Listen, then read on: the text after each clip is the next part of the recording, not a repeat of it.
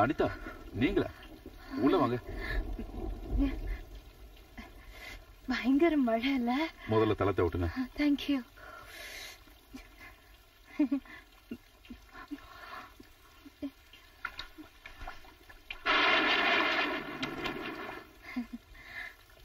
ஆபீஸுக்கு போய் 2 நாள் ஆச்சு. ஒரே மழை, ரோடெல்லாம் முட்டி அளவு தண்ணி. கல்கத்தாவுக்கே சாபம்னு நினைக்கிறேன். 2 நாள் மழை பெஞ்சா போதும். ஆமா, நீ எங்க இந்த மழையில? அவரு ஸ்டேட்ஸுக்கு கிளம்பிட்டாரு. வழி அனுப்புறதுக்காக நான் போயிருந்தேன். ட்ரெயின்ல வரும்போது 2-3 இடத்துல தண்ணி பார்த்தேன். ஆனா இந்த அளவுக்கு பயங்கரமா இருக்குன்னு நினைக்கல. ஸ்டேஷன்ல இருந்து ஒரு டாக்ஸி கூட கிடைக்கல. அப்புறம் நடந்தே வந்துட்டேன். அப்ப நினைச்சே வந்தியா? நான் வரும்போது மழை இல்ல. அதுக்கப்புறம் ஒரு ரிக்ஷா கிடைச்சது. பாதி தூரத்துக்கு அப்புறம் பார்த்தா முட்டி வரைக்கும் தண்ணி இருந்தது. நல்ல வேலை. நீ ரொம்ப ரொம்ப தைரியசாலி பொண்ணுதா. ரோடு எங்க இருக்கு, பள்ளம் எங்க இருக்கு, டிரைனேஜ் எதுன்னு எதுவுமே தெரியாது. ஃப்ளட்னு தெரிஞ்சதும் ஹவுராலே எங்கேயாவது தங்கி இருக்கலாம்ல, இல்ல ஸ்டேஷன்லயே வெயிட்டிங் ரூம்ல தங்கி இருக்கலாம்ல. அங்க எல்லாம் ஒரே கூட்டமா இருந்தது. நான் எப்படியாவது சாந்தி நிகேதனுக்கு போயிடணும். நீங்க எனக்கு கொஞ்சம் ஹெல்ப் பண்றீங்களா? இந்த மழையில எப்படி போறது? இப்ப நான் எங்க போறது? மழை விட்டாதான் போக முடியும். அப்பதான் ரோட்ல இருக்கிற தண்ணி இறங்கும். அது வரைக்கும் நீ இங்கே தங்கிக்க. நீ உள்ள போய் ட்ரெஸ் மாத்திக்க. பெட்ரூம் அங்க இருக்கு. தேங்க்யூ.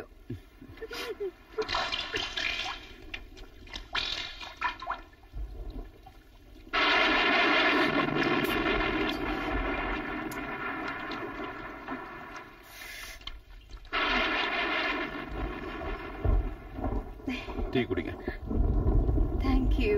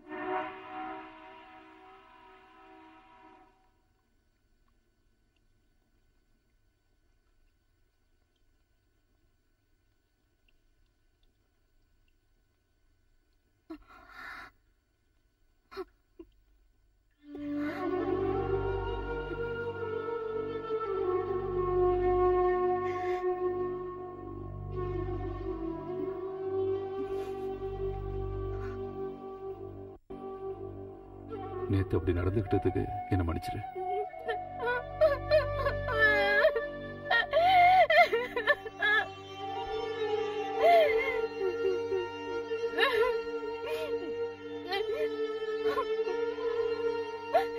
நான் ரொம்ப மோசமானவன், கேவலமானவன். அடைக்கன்னு தேடி வந்த உன்கிட்ட போய் நிச்சயம் நான் பண்ண தப்புக்கு மன்னிப்பே கிடையாது. அந்த நேரத்துல என்னையும் மறந்துட்டேன். நீயாவது என்ன தள்ளி விட்டுருக்கலாம்ல, எதையாவது எடுத்து அடிச்சிருக்கலாம்ல. தப்பெல்லாம் என் மேலதான். அந்த நேரத்துல நான் என்ன பண்றேன்னு புரியல. நான் துரோகம் பண்ணிட்டேன், ஹரிக்கு துரோகம் பண்ணிட்டேன். நான் உயிரோட இருக்க கூடாது, நான் செத்து போயிடணும். இங்க பாரு அனிதா, அந்த நேரத்துல ஏதோ உணர்ச்சி வசப்பட்டு தப்பு பண்ணிட்டோம். தப்பு நடந்துருச்சு. நாம இத ஒரு எழுத்துப்பிழையா நினைச்சு மறந்துடலாமே. மறக்கிறதா? எப்படி? என் ஹரியை ஏமாத்தி நான் எப்படி வாழ முடியும்? இல்ல, சரி, நான் என்ன பண்ணணுங்கிறதையாவது சொல்லு அனிதா. நான் உன்னை கல்யாணம் பண்ணிக்கிட்டுமா?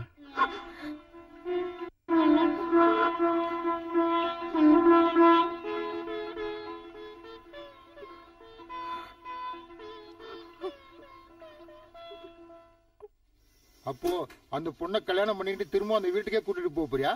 பின்ன வேற எங்க போறது? கொஞ்சம் வசதியா பெரிய வீடா பார்க்க வேண்டியது தானே? குடும்பமும் வாழ வேண்டாமா? அப்போ நீங்களே எங்கேயாவது வீடு இருக்கான்னு பார்த்து சொல்லுங்க. சரி, பாக்குறேன். அந்த பொண்ணோட வீட்டுல சொல்லிட்டல? சொல்லிட்டேன். அம்மாவுக்கும் அண்ணனுக்கும் கூட சொல்லிட்டேன்.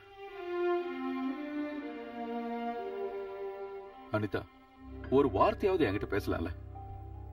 ஒரு வாரம் ஆயும் ஒரே வீட்டுல இருந்துகிட்டு யாரோ மாதிரி இருக்கும். இதுக்கு ஒரு முடிவே இல்லையா? அப்புறம் எதுக்காக கல்யாணத்துக்கு மட்டும் ஒத்துக்கிட்ட? என்ன இப்படி தண்டிக்கவா, இல்ல உன்னை தண்டிச்சுக்குவா? வாயை திறந்து ஏதாவது பேசு. ஓ, ஏதோ லெட்டர் வந்திருக்கு போல இருக்கு.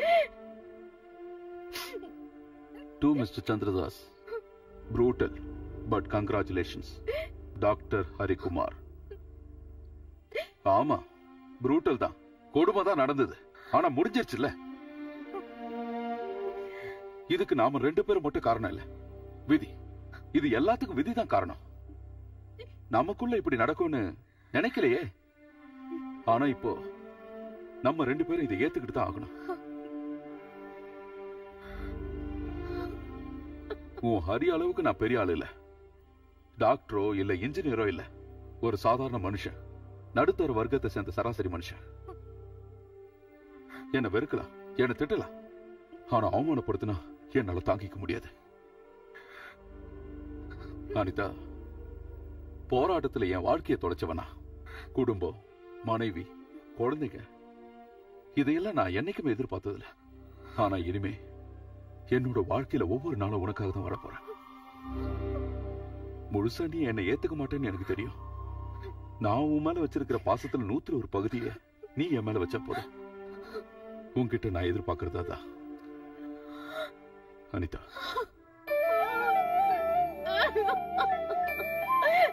அழாத. அழுது தீக்க வேண்டியதில்லை நம்ம வாழ்க்கை. சந்தோஷமா வாழணும். இனிமே நான் அழ மாட்டேன்.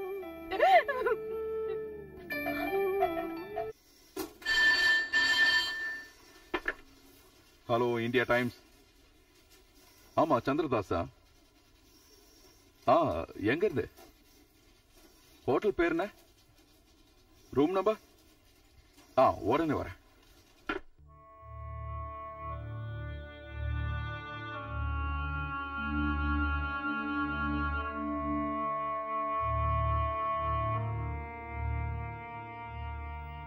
ராகவன, ராதா ஆளே மாறி போயிட்டா. ஜோசப் இறந்த விஷயம் உனக்கு தெரியாதா? தெரியும். போலீஸ் கூட நடந்த சண்டையில தானே? சண்டையிலையா? பத்திரிகைக்காரங்க அப்படித்தானே சொல்லுவீங்க. பாவம் அவன். அவன் நம்மளை விட நல்லவன். நாமெல்லாம் ஜெயில இருந்தப்ப அவன் ஒருத்தனா இருந்து போராடினான். 4-5 வருஷம் தலைமறைவா இருந்தான். எப்படியும் அவனை பிடிச்சிருவாங்கன்னு தெரிஞ்ச உடனே அவனே போய் போலீஸ்ல சரண்டர் ஆயிட்டான். அதுவும் இவ சொன்னதனால சரண்டர் ஆனான். இவ அவனை விரும்பினான், கல்யாணம் பண்ணிக்கணும்னு ஆசைப்பட்டா. அதுக்கப்புறம் தான் ஜோசப் சண்டையில இறந்துட்டான்னு நாங்க கேள்விப்பட்டோம். அவனை கொன்னுட்டாங்கடா. அடிச்சு சித்திரவதை பண்ணி அப்புறம் ஷூட் பண்ணிட்டாங்க. சர்க்கிள் இன்ஸ்பெக்டர் ஜார்ஜ் தாமஸ் தான் அதை பண்ணாரு. அதுக்கு அரசாங்கம் அவனுக்கு பரிசு வேற கொடுத்தது. Service entry. ஆனா உண்மையான குட் சர்வீஸ் என்ட்ரி அவனுக்கு கிடைச்சது. 4 நாளைக்கு முன்னாடி 4-5 பசங்களும் அவங்களோட இவளுமா சேர்ந்து அவனை கோட்டர்ஸ்லயே போட்டு தள்ளிட்டாங்க. என்ன புரியலையா? கொன்னுட்டாங்க. தூக்கத்திலேயே யாருக்கும் தெரியாம கொன்னுட்டாங்க. தப்பு இல்லல? இல்ல. அவன் செஞ்சதுக்கு இது வேணும். இப்போதைக்கு எனக்கு இவ மட்டும்தான் இருக்கா. இவ போலீஸ் கையில மாட்டாம இருக்க நாம தான் இவளுக்கு உதவி பண்ணணும். ராதாவை என்கிட்ட ஒப்படைச்சிட்டு அவர் திரும்ப போயிட்டாரு. அவளுக்கு லேடிஸ் மட்டுமே நடத்துற ஒரு எக்ஸ்போர்ட் கம்பெனில வேலையும் வாங்கி கொடுத்துட்டேன். கடைக்கு பின்னாடி இருக்கிற ஒரு சின்ன ரூம்ல தங்கறதுக்கு இடமும் கிடைச்சது. சம்பளம் ரொம்ப கம்மி. தினம் தினம் போராட்டம் தான். ஆனா கொஞ்ச நாளைக்கு தலைமறைவா தங்கலாம், யாருக்கும் எந்த சந்தேகமும் வராது.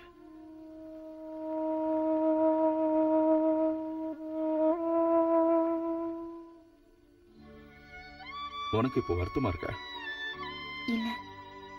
அப்புறம் ஏன் நீ இப்படி சாப்பிடாம இருக்க? வாழணுங்கிற ஆசை எனக்கு இல்ல. ஜோசப் இல்லாத வாழ்க்கை எனக்கு வேண்டாம். மறந்துரு, எல்லாத்தையும் மறந்துரு. நீ நல்லபடியா வாழணும்னு ஆசைப்படுறவங்களும் இருக்காங்க. உனக்கு ஏதாவது ஆச்சுன்னா ராகவனால தாங்கிக்க முடியாது. அவருக்காகவாவது நீ வாழ்ந்தே ஆகணும். சாப்பிடாம இருக்கிறதுனாலதான் இந்த வயிற்று வலியும் வாந்தியும். வா, ஹாஸ்பிட்டல் போலாம். வேண்டாம். வேண்டாம்னு சொல்லக்கூடாது, வா போலாம். சரி, நல்லா இருக்கீங்களா? நல்லா இருக்கா? நல்லா இருக்கா? வேற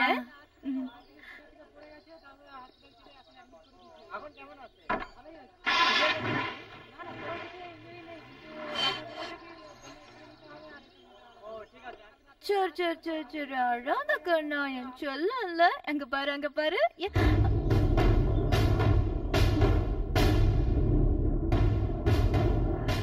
அனிதா, குழந்தைக்கு என்னாச்சு?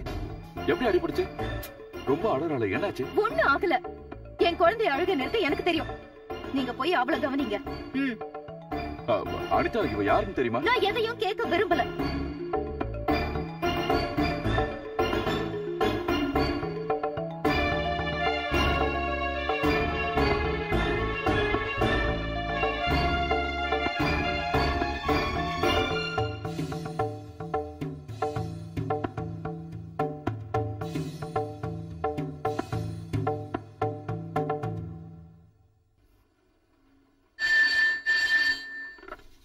Hello, India Times.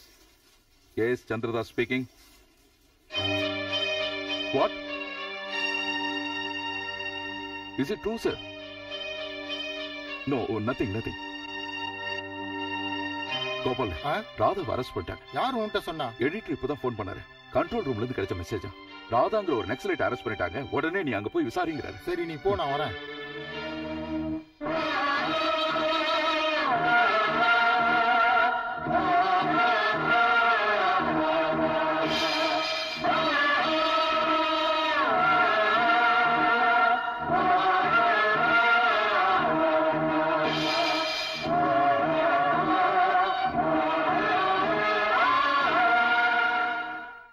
அதுக்கு நீங்க இவ்வளவு டென்ஷன் ஆகி ஒரு பிரயோஜனம் இல்ல.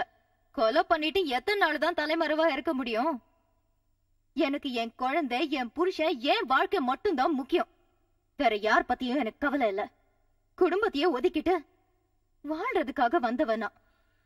கேட்ட கேள்விக்கு பதில் சொல்லாம அனாவசியமா பேசாத. நான் சொன்னது பதிலா தெரியலையா? வேற எதுவும் என்கிட்ட கேட்காதீங்க. எனக்கு தெரிஞ்சாகணும்.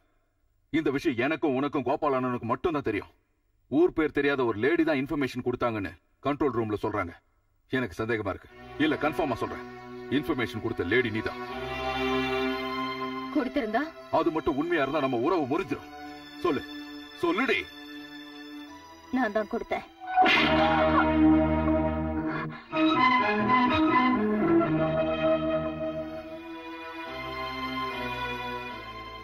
வார்த்தையால கூட நான் இது வரைக்கும் ஒண்ணு நோக்கடிச்சது இல்ல. அந்த அளவுக்கு நான் உன் மேல பாசம் வச்சிருந்தேன். ஆனா நீ என்னோட நம்பிக்கைய ஒரே அடி அழிச்சிட்ட. இது வரைக்கும் நீ என்ன புரிஞ்சுக்கல, உண்மைய நேசிக்கவும் இல்ல. என்னைக்கு நீ அதான் இருந்த. மேங்களூர் கோவிந்தனோட பொண்ணுங்கிற ஆணவம். நான் ஒரு குழந்தைக்கு அம்மா, உங்களுக்கு பொண்டாட்டி. திரும்பவும் போராட்டங்கிற பேர்ல நீங்களும் அவங்க கூட போயிட்டீங்கன்னா அப்புறம் எங்களுக்கு வேற யாரு இருக்கா? இங்க பாரு, முதல்ல நீ ஒரு மனுஷியாரு. மனுஷங்களை புரிஞ்சுக்க கத்துக்க. உறவு முறையையும் உணர்வுகளையும் புரிஞ்சுக்க கத்துக்க. அதுக்கப்புறம் தான் மனைவி, அம்மா எல்லாம். இப்ப நீ நடந்துக்கிறதெல்லாம் வெறும் நடிப்புதான். சுயநலம். என்ன மன்னிச்சிருங்க. மன்னிக்கிறதா? எனக்கு தெரியாம இல்லறத்துல நீ துரோகம் பண்ணிருந்தா கூட உன்னை நான் மன்னிச்சிருப்பேன். குழந்தைக்கு அப்பா நான் இல்லன்னு தெரிஞ்சிருந்தா கூட சந்தோஷமா ஏத்துக்கிட்டு இருப்பேன். ஆனா நீ பண்ணிருக்கிற தப்ப நான் மன்னிச்சாலும் ஆண்டவன் மன்னிக்க மாட்டான். இனி நீ யாரும் நான் யாரும் உனக்கு எனக்கு சம்மந்தம் இல்லை.